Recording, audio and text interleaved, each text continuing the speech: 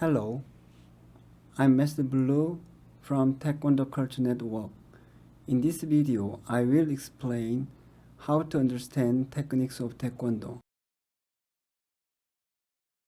The issue is how to understand the techniques of Taekwondo. Particularly, it matters with techniques of Poomsae and Hoshinsul. Why does this matter? Because you can find bullshit explanations very much here and there. You can see many explanations about Taekwondo technique, particularly of Poomsae, which they argue are practical or real techniques. But they are all bullshit in most cases. I say they are bullshit not because they differ from my ideas. It is just clear most of them are incorrect, for there are many explanations about one motion and only a few of them can be correct. So, let me tell you first, not which is correct and which is incorrect, but I will discuss the criterion of its correctness. And this is the topic of this video. I suggest this criterion. Suppose you understand a technique, then you know it is a very effective one of attack and defense. What does it mean?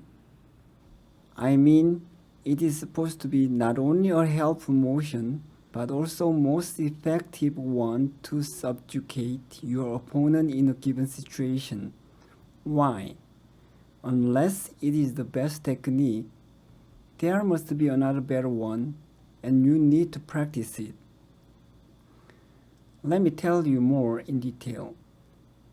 Suppose a guy punches you, and you have two techniques A and B. Technique A is somewhat helpful, and that's all. And technique B is much more effective.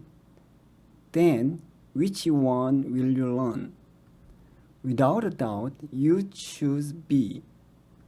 It is better to learn better one.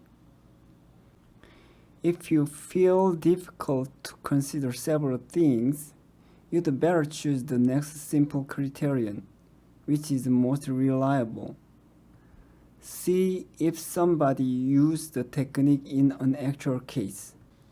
A technique and its explanation is good if somebody made a case of successful use of it. Or you can use it in gyorugi, like 3초 gyorugi.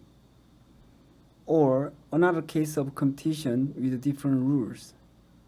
I mean, it should be effective at least a few conditions, even though it is not in every situation. If you cannot find any successful competition case, it is not effective technique. It means it is bullshit technique. Maybe somebody will rebut me like the following. There are many kinds of martial arts, and each of them suggests different technique against punching, or another one technique. And how can each of them be best one?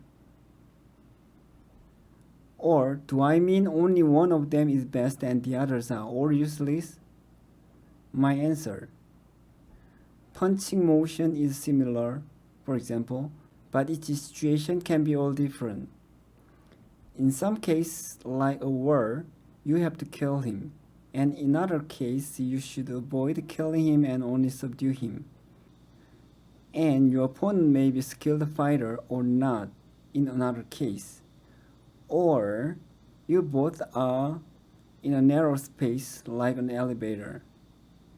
Each case wants different technique for its best.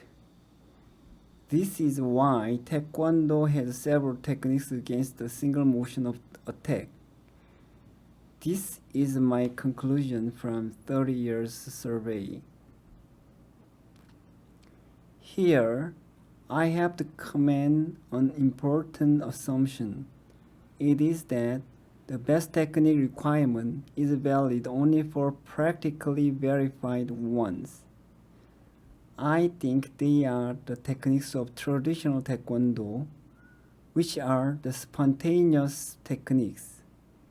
In other words, if the techniques of Poomsae and Hoshinsu were made for the artificial purpose of Poomsae and Hoshinsu, they cannot be understood as the best technique. Why is it that we can assume the spontaneous Taekwondo techniques are verified? It's because unless they were good enough, they couldn't have been made and transmitted. To the contrary, I cannot say techniques of Poomsae which were made for the sake of its own demonstration test and educated for some intended goals are verified. It may seem difficult to distinguish them, but it is easy actually. Try a simple survey on its history and you will get a basic truth. Suppose you apply the strict criterion to unverified technique, then what will you get from it? I believe you will conclude you cannot understand it. Of course, this can happen to a spontaneous techniques too. For example, 산틀맞기 can be a case. This technique appears at first in karate kata jite. Then, you cannot but conclude that it is bush technique, at least for the time being. You can also find this happening in every field of science, that a knowledge of a long history is proved to be wrong. Some knowledge of Taekwondo or another martial arts can be same, and it doesn't matter, I think. Watching the explanations of technique with this criterion, I think many of them are nothing more than a fantasy or a fraud. Of course, some of them are not. What are the traits of fantasy and fraud in technique explanation? With careful listening, you will find they say, it is possible to understand it like that. Of course it is. But isn't it also possible to understand it differently? The most important point is, although you try your best to practice it as they explain it, you cannot use it to subjugate your opponent, particularly strong opponent. But the master could do it. Yes, he could. But I bet his students cannot. Why? The technique can be executed only by such a strong master to a weaker opponent. But I think it should be contrary. Techniques of martial arts are for the weaker who need to be stronger like the masters. This kind of irrational knowledge is a fraud. I believe they didn't intend it, but its effect is far from their good intention. Unfortunately, many talented masters make these mistakes. Mistake of fraud explanation. Why? They can't fight with their fantasy, particularly with their students. But take a careful investigation. In spite of their fighting talent, they cannot use the technique as they explain against the strong opponent in free competition or actual situation, and they have never done it. Don't be fooled by demonstrations. Technique explanation of full fantasy can look plausible because they show it with demonstration, but demonstration is not real.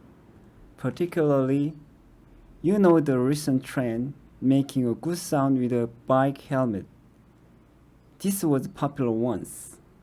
I know somebody is suspected as a trickster who had been famous with this trick. I think it was a nice idea. You can make an impressive, powerful sound with a strike. And in addition, you can say you protect your partner. Two birds with one stone it is. But this impressive sound stops your rational thinking. It looks good, so it seems actual and powerful. But let me say, you are supposed to reflect it critically. I'm afraid my critics will make you feel only Taekwondo has this problem. But in truth, Chinese martial arts and karate has the same problems or more. Chinese martial arts? I never seen a Chinese martial artist who defeated their opponent with the motion which they practice according to their teaching. If you find one, please tell me. It means they are all fantasies.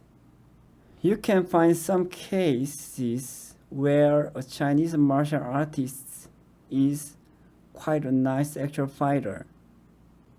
And then you will see they fight with Taekwondo kicks or techniques of another martial arts, not with their own techniques. Karate is the same.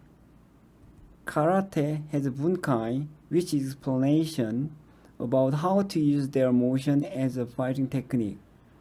I saw some guys who criticized Taekwondo motion while he has blind faith on karate bunkai without a doubt. I think it is an inconsistent attitude. In bunkai, karate masters explain their techniques, but they have nothing more than imaginary demonstration. It is exactly the same as bullshit explanation of Taekwondo Poomsae technique.